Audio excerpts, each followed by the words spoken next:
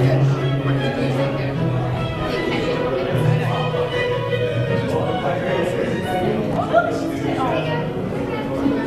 is a vocalized voice. Hello. Hello, Betsy. Hello. Quickly.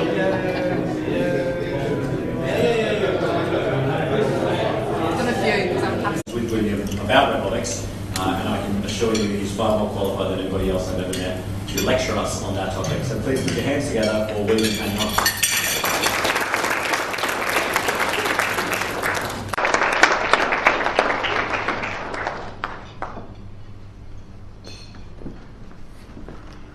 Thanks a lot, Jean. Well, I would like to thank the Chamber of Commerce to give me the opportunity to provide you this talk today. It's a subject that is close to my heart, and I cherish to discuss any time about it. I'm just going to make sure that I time it so I don't go over time, because I can be very passionate about it. So I would like to thank everyone for coming. Welcome to the fourth industrial revolution. It's happening right here, right now, despite the fact that present make us think that we're living in the past. We're actually closer to what we was reading in science fiction books than we was before. So our company, Freelance Robotics, we provide different products and services. One which is for manufacturing, where we automatize a factory from A to Z and integrate robots. That can go up to smart factory, which is the fourth industrial revolution, where you have a totally automatized flow. The other things we provide as well is custom products. So it can be a robot, it can be sub things from a robot, like mechanical, IT, software, artificial intelligence software as well, and PCB boards, control system, and so forth. We have started recently as well to provide certain products like the Zenbot, that we are the sole distributor in Australia. These as well different other products that we are suppliers, such as universal robots that are collaborative arms, where you don't need all the safety fencing around, which is as well something from the fourth industrial revolution, which will come more and more in play. So where the industrial revolution has started, well, in 1780, and it's all links between social and job behavior. Industrial revolution, it's not just industrial, it's actually not far from French Revolution and things like that, and it's because there are some links as well towards it. The things is technology have impacted us those last 250 years in a dramatic way that have really changed human behavior and spaces.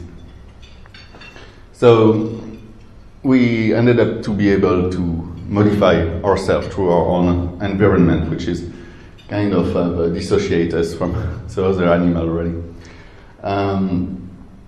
The first industrial revolution started with the breakthrough of technology, which is the steam engine. Steam engine have allowed to do rotary motion and linear motion for motors.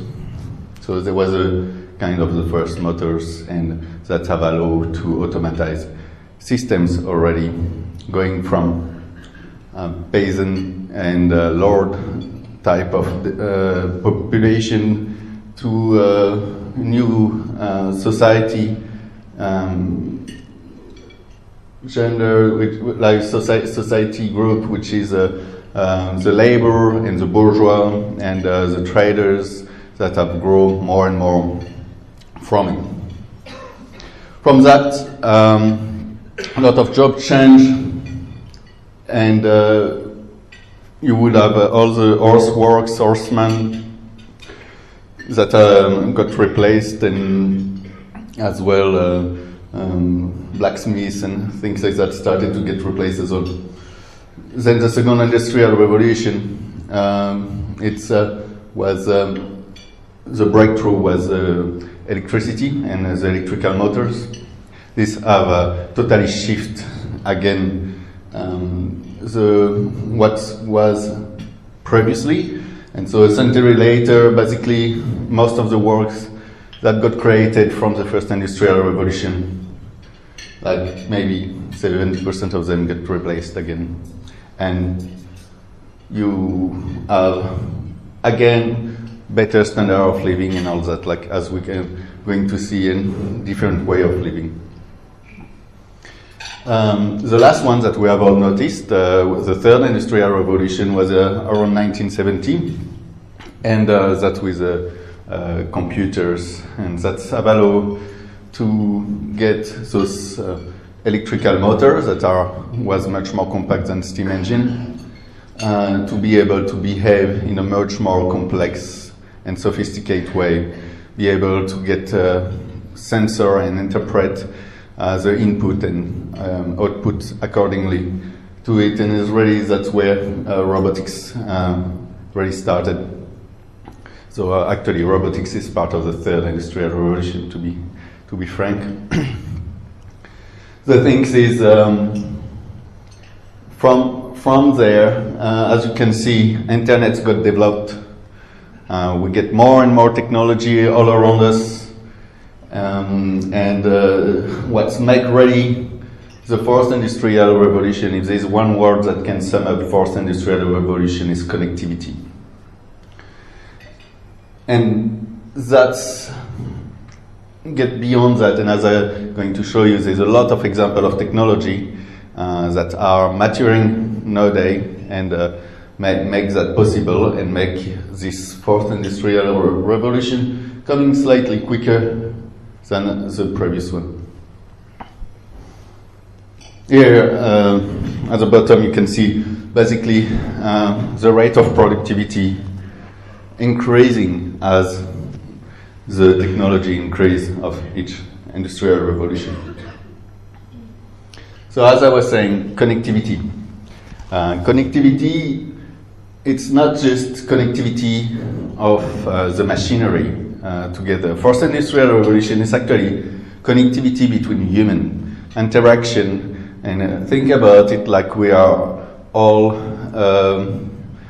neuron in a neural network, where we all are doing our little task, and basically all together we are creating the society of humanity, which is now spread worldwide and totally connected worldwide.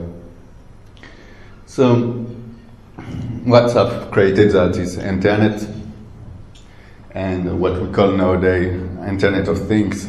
I think there is an expectation of by 2020 that there is 3 billion devices connected and interacting between each other. So, and all that is source of information. So first industrial revolution is as well large amount of data, and how to be able to process them to extract important information from it. There is so many fields that are related to it, and if you look at your business as well, it's the same thing. Nowadays, it's more than important than ever to be able to create an ecosystem, discuss with everyone, put down the old boundary, even actually working with competitors to strive in this new world, because the challenge is not the same than before, and it's more about having the right information at the right time and be connected to the right person at the right time.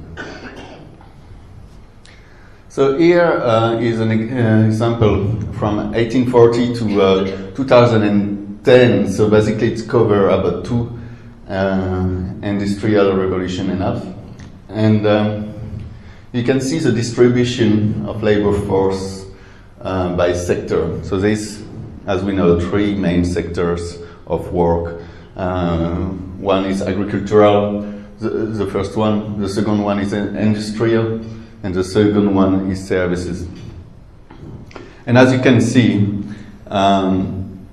from early on, agricultural was huge, and a lot of people was working in the countryside. And then people started to slowly come into the city, created the industry. Industry was providing a need for services which grow at the same scale of industry initially. And then around 1920,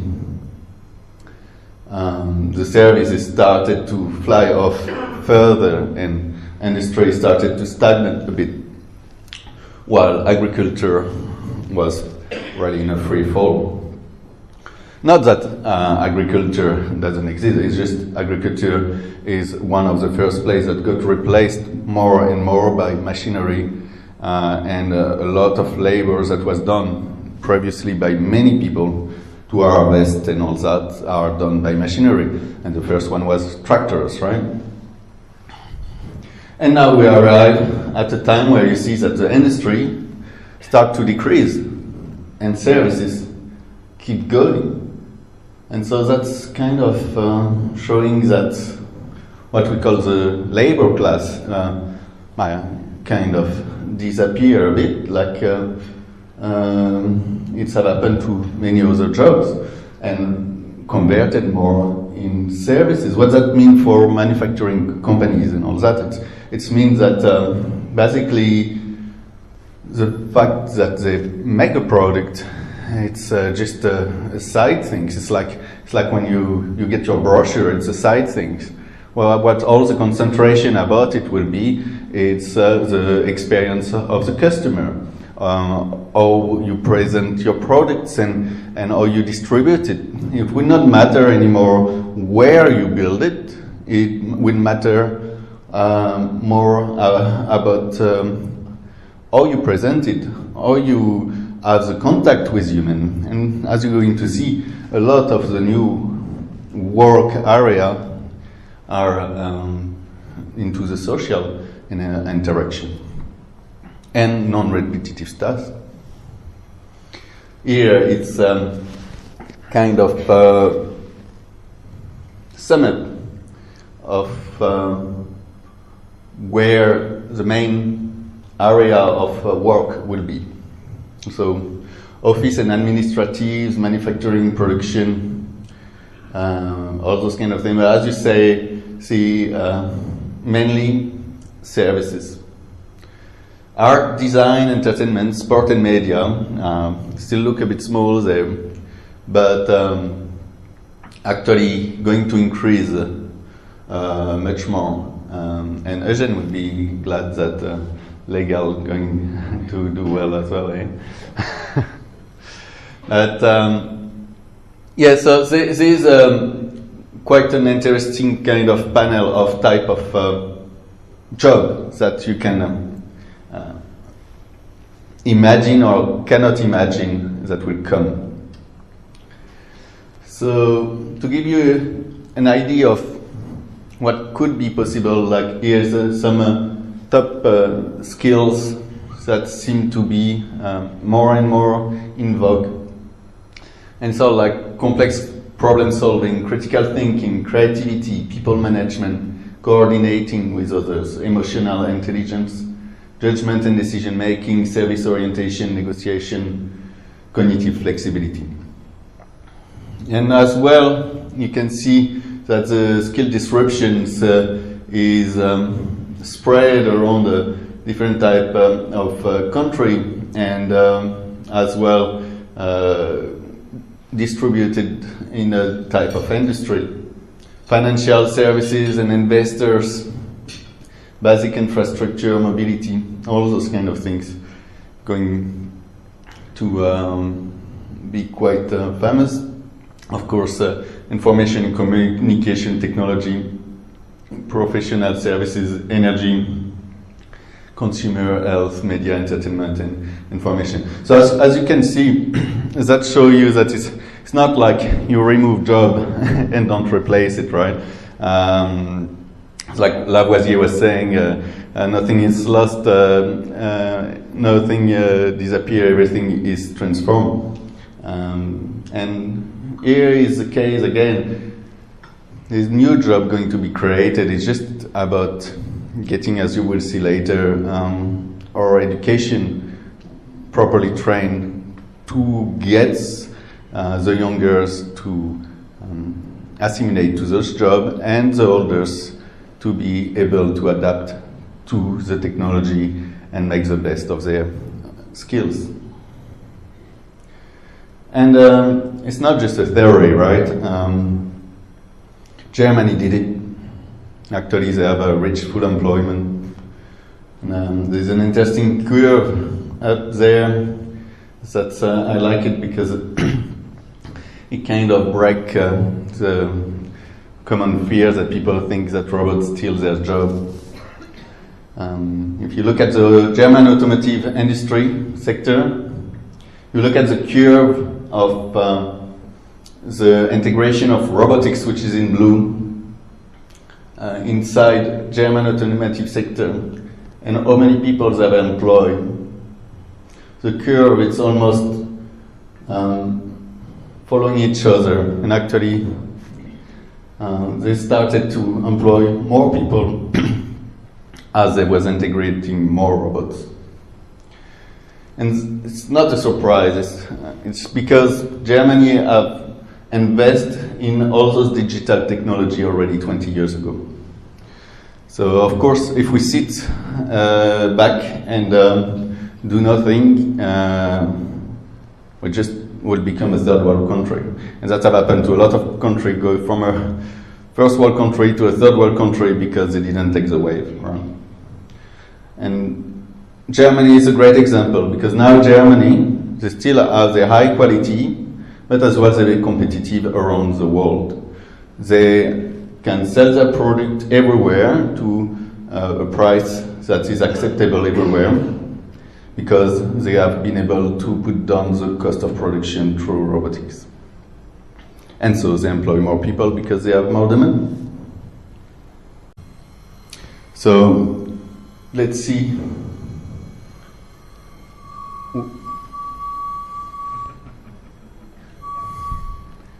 Please be nice. So for the disruptive technology, as again, there's always a disruptive technology. What's interesting in the fourth industrial revolution is that there's many of them. And here is a sample of some. So autonomous robots, simulation, system integration, Internet of Things, cybersecurity as well with Bitcoin, and you have as well chain block. I don't know if you heard about all that, but that's going to become a standard about being a transfer system. Soon we will not have all those plastic cards in our wallet anymore. Maybe some of you start already to pay things by phone, and one day you would have what they call smart tattoos, and you will be able to program it to open your car door, I mean, in some days, like in 3-4 years. It's not very far. And you will be able to program it to pay wave, get at the petrol station and say, here we go, yep, up, goodbye. So yes, there's a lot of things going on, and I will show you that. So I heard not long ago about this term zeitgeist. Probably don't say it properly, but I think it was really relevant of the conversation of today. I put the MediaWiki definition, Wikipedia, sorry. So the zeitgeist, spirit of the age or spirit of the time, is a dominant set of ideals and beliefs that motivate the action of the member of a society in a particular period of time. And that's what happened to all of us. And everybody gets his period of time depending on each generation, and the motives is what have led us here today, and that will propels us in the future as well. And so our action, the way we live, is actually our creation of the future, and we choose that. So many change in the horizon, and like here is some example from the World Economic Forum, where they have asked about 800 technology executive experts about what's coming up, right? And there's some tipping points, they say, that will occur around 2025. For instance, sorry, I'm going to sneeze. For instance, 10% is better. 10% of people wearing clothes connected to the internet. So you would have clothes connected to the internet. Yeah, you heard well. Yeah. So you don't have to get an AV phone anymore. You can look at your screen. The first robotic pharmacy in the US, so that's a percentage, like 91%, 86%. The first 3D printed car in production, and about 84% of change that's happened by 2025. Pretty cool. 5% of customer production printed in 3D, and 90% of the population with regular access to the internet, driverless car equaling 10% of all cars on the US. Actually, you will see soon there is actually cars that have been permitted in California to be able to driverless from Audi. Yeah, the first transplant of a 3D printed liver. That can be useful, especially when we grow old and we like to drink. Well, good news, there's about 76% of change that happened by 2025. So, yeah, over 50% of the internet traffic to home for appliance and device. So that means that we will use our home as the network, and instead to use a really expensive infrastructure. It's all good news, because actually technology makes us ecologic, so that make happy both worlds, especially that it's profitable as well. So economic people will be happy too. So I think it's like a good way to have peace with all those political disagreement. So the first city with more than 50,000 people and no traffic light. How good will be that? Let's keep the roundabout, guys.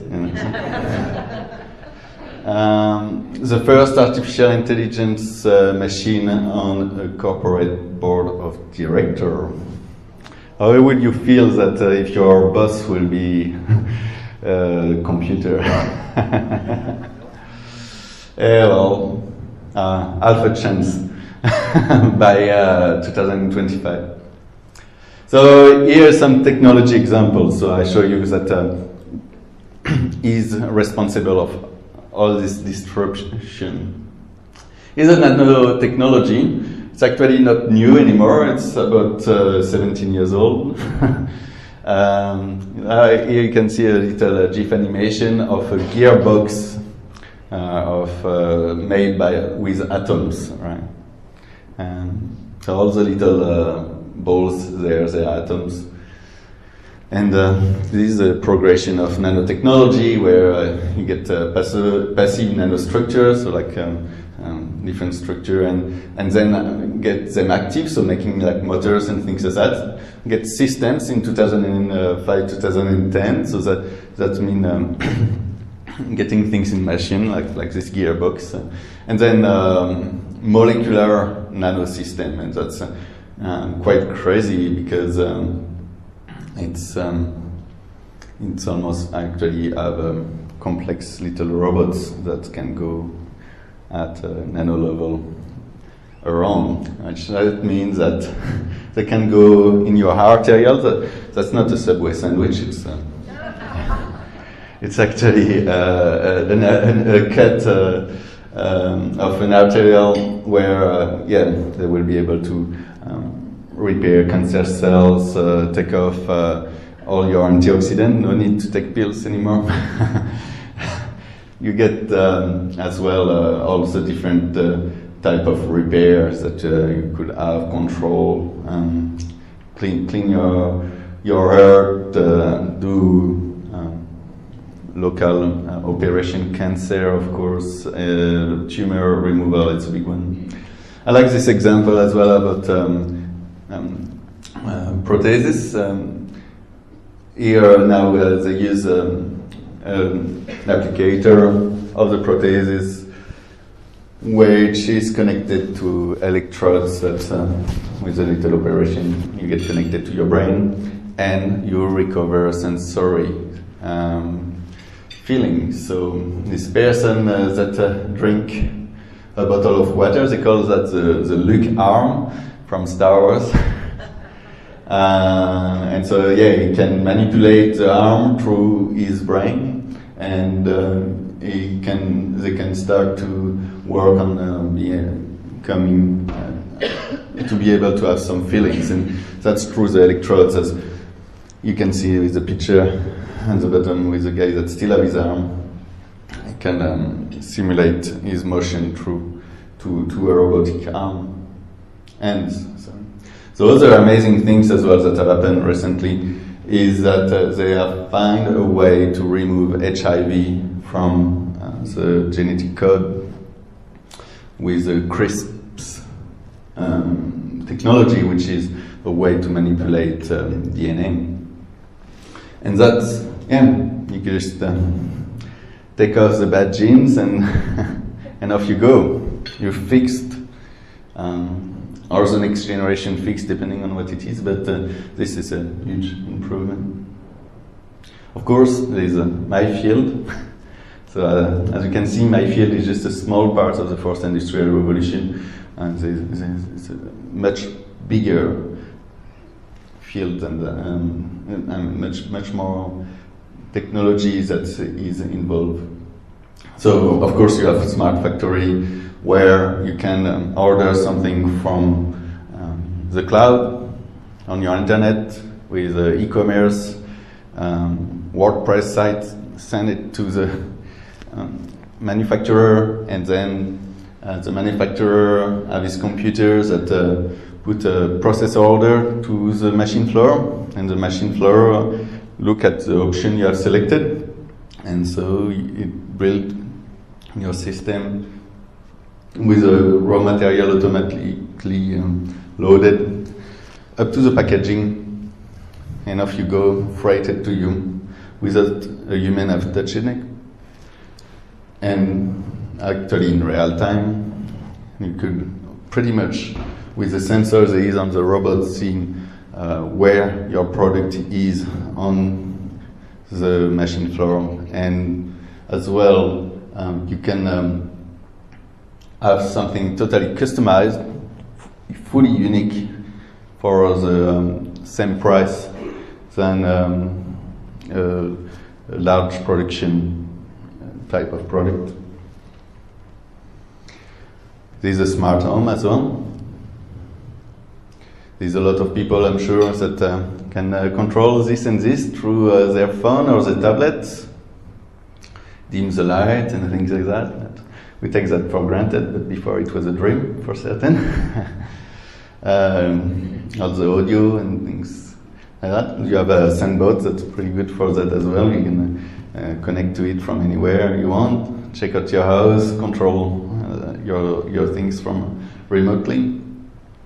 There's as well some efforts that have been done with some robot maid that give you the platter and the coffee at the bed. Can be pretty good, and make you some toast. So that still need a little bit of work, but I mean, it's there, but I mean, for being fully functional, it need a little bit of work, but it's going to come in just 10 years, you know. It's not that far off. All the technology, all the hurdles have been overcome. Now it's all about the question to put it together. Virtual reality, that's another one. You get, I don't know if you got all those boxes there where you just put your phone in, they're pretty cheap actually, and here you go, you have virtual reality, and that's going to be more and more standard, and there will be an app for that. Yeah, right? It's a good model. The Google Glasses, where you look a bit like somebody from another planet looking and checking out about what's happening around your world and have information all about it by having a camera that process your environment and give you the information at which that you have select to be triggered. And as well, like for instance, there's some application with tablets and so forth. Cool things as well, holograms. It's actually coming. They're there, I mean. So you can move around like car, cats. Now the way you will look at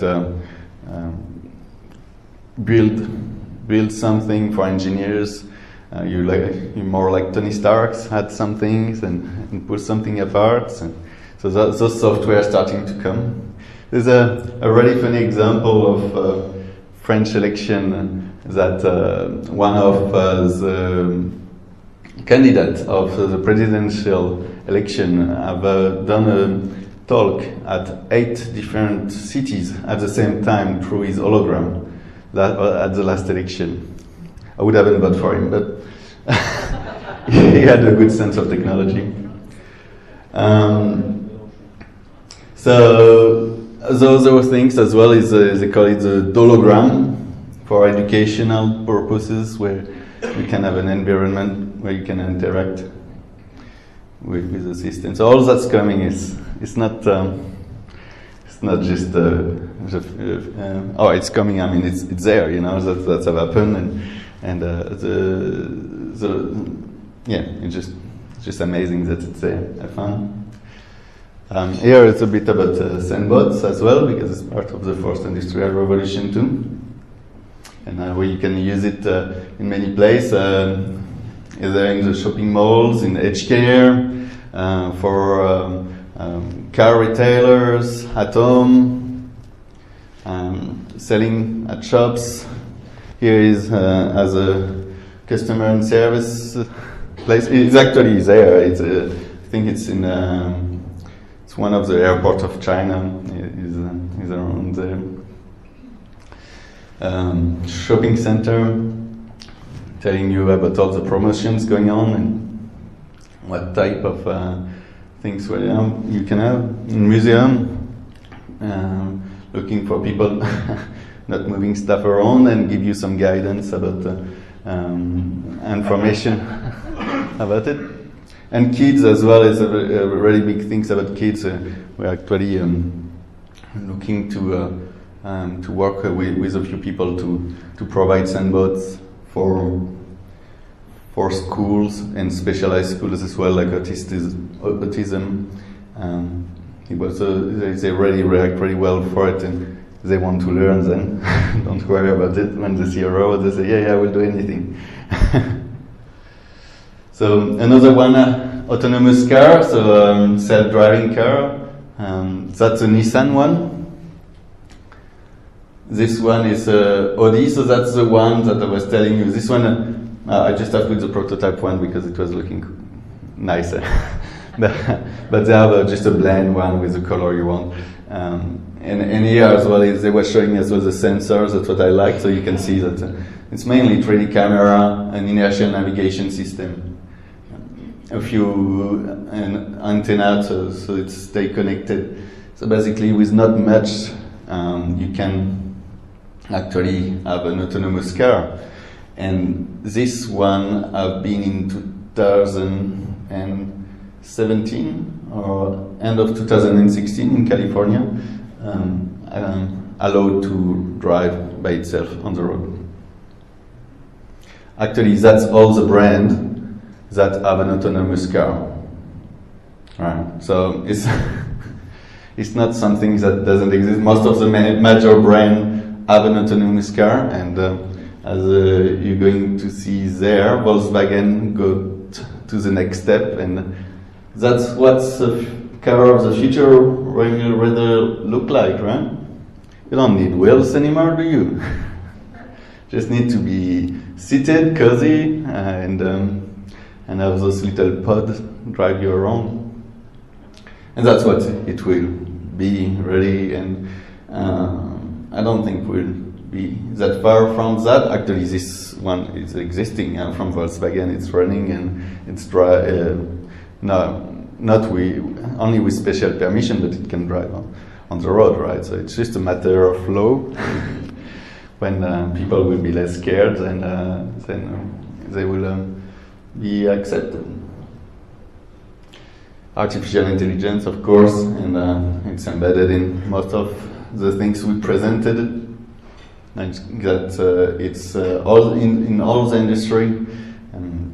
There's a few breakthrough of artificial intelligence that have happened, like DeepMind from Google have beat the Go player quite recently, and that's much harder than beating somebody on chessboard, and that had been done a decade ago. Now they make it, and the way it have beat it is that they didn't explain the rule. They show different gameplay. The artificial intelligence software looked at it and interpreted the rule from it, and then play against itself for thousands and thousands of times before to start to play against a human. And that's how it worked. And so you can imagine that you can apply that in anything. So if you have something at work, you show it how it works, show the exceptions and a few things, and then it will simulate it, probably show you some case where you would decide, yes, no, that's wrong, when it have a doubt under a certain accuracy percentage. And then off it goes. And it probably will be more reliable than we do because they're not tired, and they have got the time to virtually simulate practice much more than us. Now they try to play on a video game. They're trying to see if it can beat the best player of StarCraft 2, I think. Same thing, they learn the game, nothing is explained. Other impressive point is the artificial intelligence have realized what you call the Nobel Prize experiment of physics in less than an hour to find the Einstein boson. And took us years, right? And the artificial intelligence, without any knowledge about it, found it in an hour. So, yeah.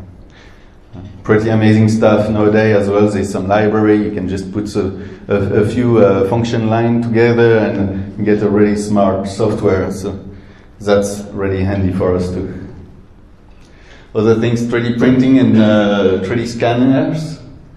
So nowadays you can buy a 3D scanner and you say, oh yeah, that's so good.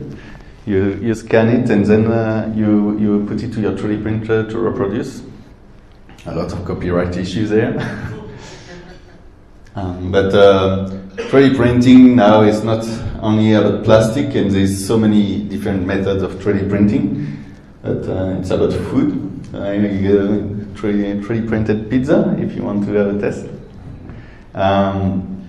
There is as well a different type of shape and things like that. So for culinary gastronomy and different top-notch restaurants, it will be quite a good new design system. But it prints in metals and all different elements, as we will see you have seen before, like the 3D printed liver, print skins, print, and depending on, you can multiply the number of elements and build up things this way.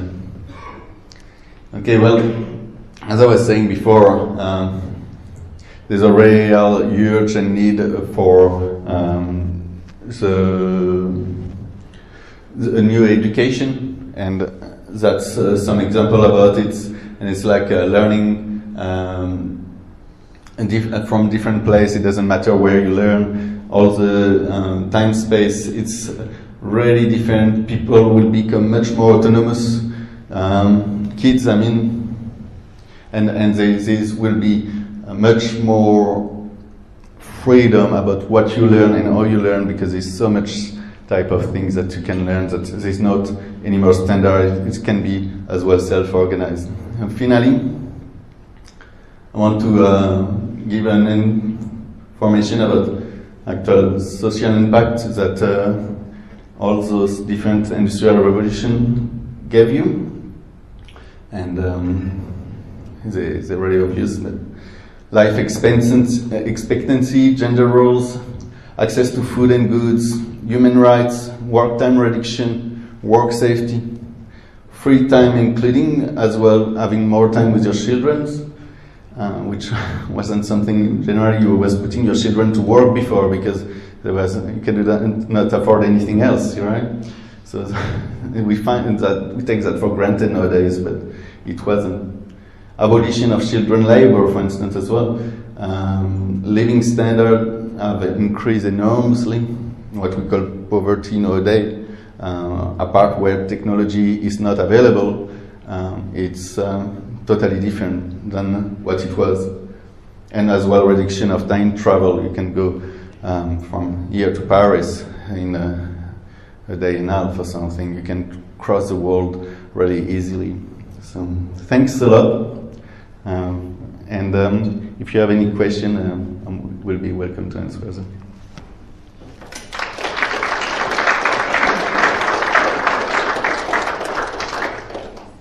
I have a question. Have you seen The Terminator? Yeah.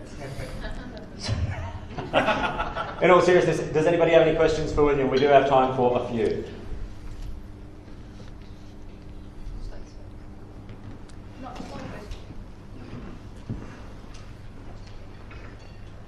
Thank you. I think this is, having just come back from Singapore with Council of Mayors, where we were investigating opportunities for our region and smart technology and becoming a smart region. I think this is a really big eye-opener for us here in Australia and in southeast Queensland, where we saw some of those Asian countries take away our manufacturing businesses to provide cheaper labour. A great example, once again from Germany, was Adidas has now gone back to be the shoes to be manufactured in Germany by robots, because it's actually more affordable for Adidas to do that.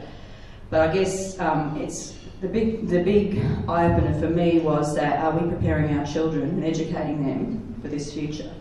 In Singapore, certainly with their modified democracy, they can do that much easier than we can, but it is going to be a knowledge economy, and it's really important for our educators to start having our children think in that creative space and do that, and something that certainly Council of Mayors are looking at as well, how we can advocate for that. But for us in Australia, we're a bit isolated. We think this is a long way away. Let me tell you, Singapore's a couple of hours.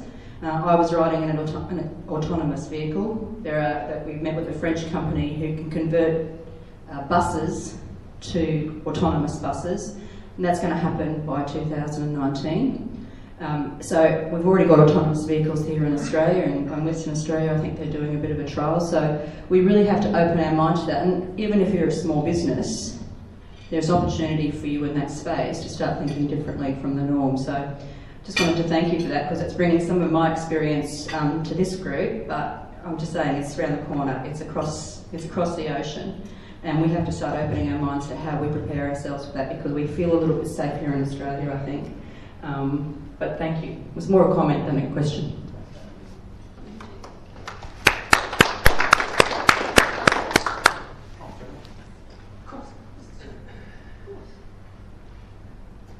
I just love that sandlot because it's shorter than I am.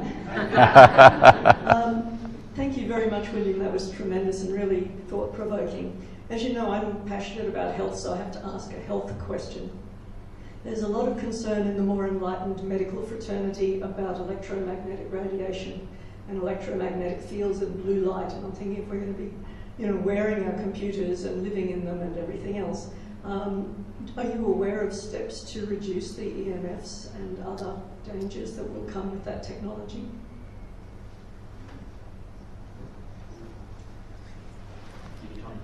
Yeah. I think about this question a lot, actually. So, it's a very good question, and look, like a lot of technology, they are put on the market prior to be able to test them as a long-term effect on the body, and we are already affected by that. All the waves that we are through. If you would see all the different waves that are transmitted, I couldn't see you. There will be so much around, and all that pass through our body, and do have an effect of vibration on our cells, and they're not made to be vibrate this way, and of course there can be some breakdown, like if you check something very quickly, and that's what the electromagnetic as well does. Okay, I think there's a real serious effect about it. I think Wi-Fi creates a lot of cancer. I think there is a lot of technology nowadays that are affecting us, but I cannot see any any exit to that. We are too deeply involved into it, and I just more trust Mother Nature to from generation to generation being actually become immune to those type of technology, because and that's what's happened. But in this, it's a trade-off, right?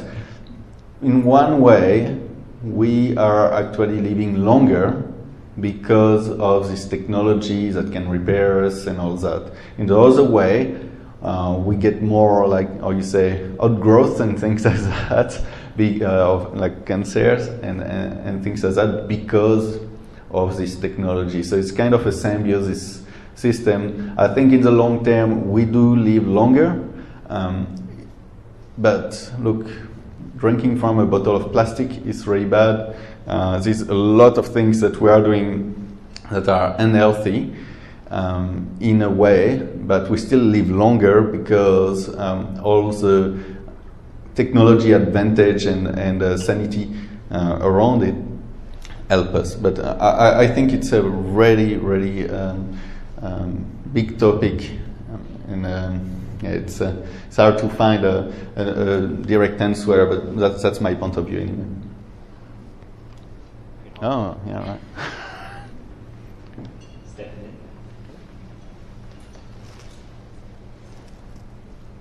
Hi, William. That was really, really good. And tying into a lot of what I'm doing at the moment as a career coach, I'm working with a lot of young people making decisions. And what we're finding is that a lot of young people are loving playing games and interacting with the internet in that way. And they seem to be really blinded to how they're going to engage with the future. So if you had a 15-year-old and you were trying to direct them as to how to prepare for the future, knowing that schools, not all schools, some of our schools are doing amazing work in this area, but the majority of schools aren't talking about this yet. What sort of a conversation would you have about how they can prepare for this future? Thanks for this question. Actually, it's another subject I have to help, and we are working with different like site institutes, and we actually probably want to speak with TAFE as well, and we're working with QUT and Bond University about giving a new, different way of education. I really believe in internships, and we always take interns people as well, 10 years work experience in our company. And the things is what I would say to this person. I would say try to find what you like, and you cannot find what you like if you stay at school unless you want just to be a teacher. You have to go in the environment that you think you like. And so once you're in the environment that you think you like, then you can have an assessment to see if you actually appreciate it or not. And the only way to do so will be to, democratize a bit more the internship and make them starting much earlier and have a much more flexible way to teach. I come from a technical school point of view, and really if I would have taken the general courses, I would have been there today. I might not have found what I love today. I work from my passion, and that's something I had to experiment with and look through it. So somebody that search itself like a 15 years old, don't know what to do, I say try to do projects, play around, don't listen to necessarily other people think it's best for you, because everybody is different and everybody have different needs, and we are our only best person to know what's best for us. And so, yeah, it really just takes the courage to experiment by yourself and take actions. One last question.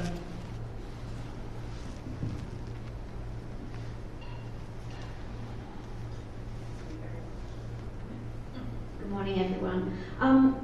Mine isn't so much a question, so I won't make it difficult for you, but mine was more or less to support you regarding education and just to enlighten you in our local area of what we're doing at Sheldon College. There's a big plug for Sheldon College, but just to let you know that the students of today are already geared for this.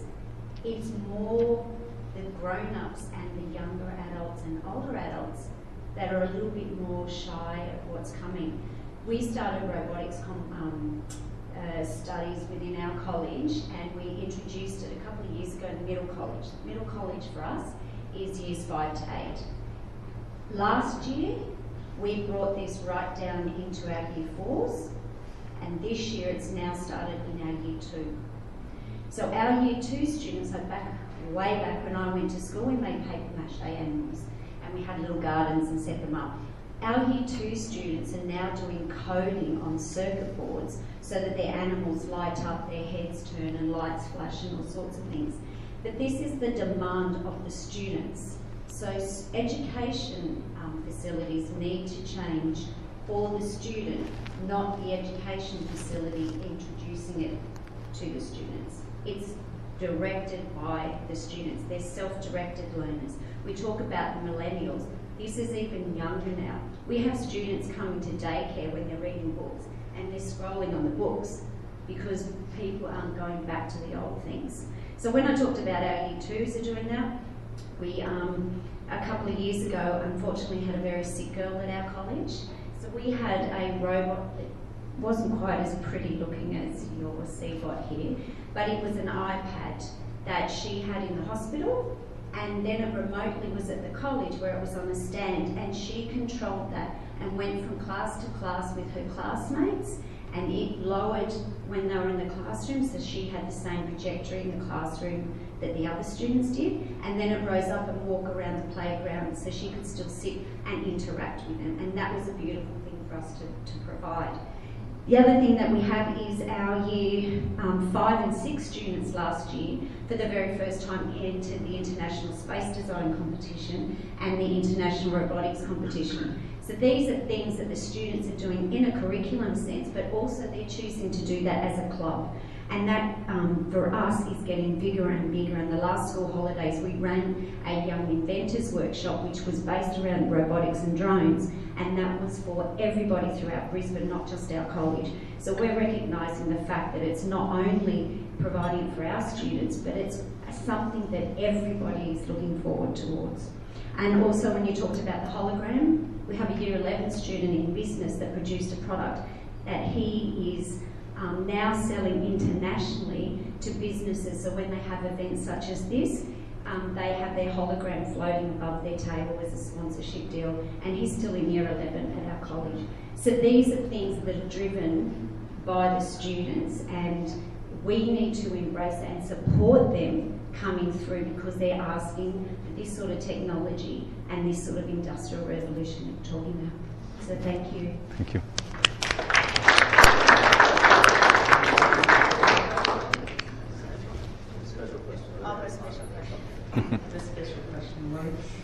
Just in relation to people-to-people services, because robots can replace a lot of the automated things, but what about the relationship part of it? Where do you see people-to-people fitting in the future?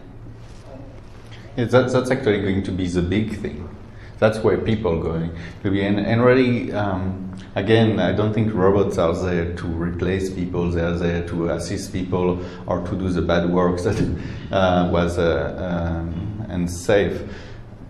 I think people want to speak to people, and that's what we are here. And you will see as well in the business why we do business networking. The main reason is, despite all this technology, despite that you can have any company at the tip of the finger nowadays, you still want to see somebody face to face to make a decision. And I think that's really embedded to human being, and it will always stay. And that's why I say that that's where most of the other jobs going to be more elaborate and created. So those are big guns for the future jobs, and there will be actually more extra services towards people. Thanks, William. Round of applause, please. Thank you. Thank you. Nothing is removed, it's transformed, all right? I love that. And honestly, William, you can tell me anything in that accent and I'll buy it. Anything. We need to talk. As far as autonomous cars go, anything's going to be safe at the death trap line, right?